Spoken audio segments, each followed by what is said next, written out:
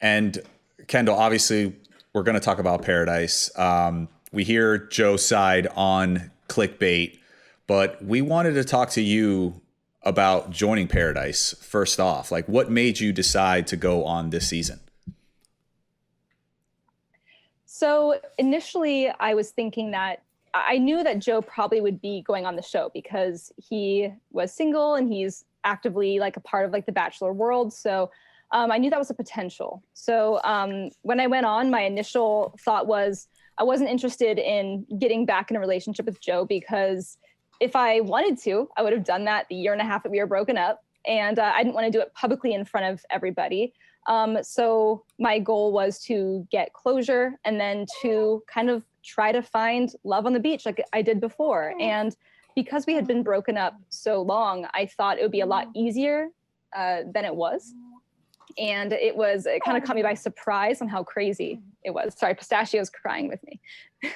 I was like, what is that noise? I know I hear something. I'm like, okay. He's like, oh, don't talk about it, Mom. Pistachio has your back. He does. Kendall, did you and Joe talk? I mean, you mentioned that you guys were broken up for about a year and a half. Like, did you guys have any communication whatsoever prior to going on the beach?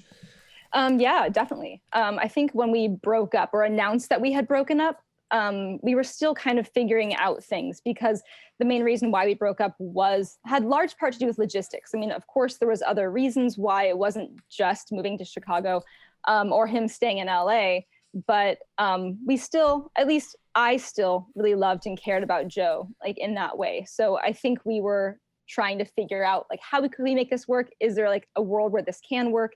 And after meeting up those few times, I think we always either like avoided the conversation and kind of went right back into relationship mode. Mm-hmm.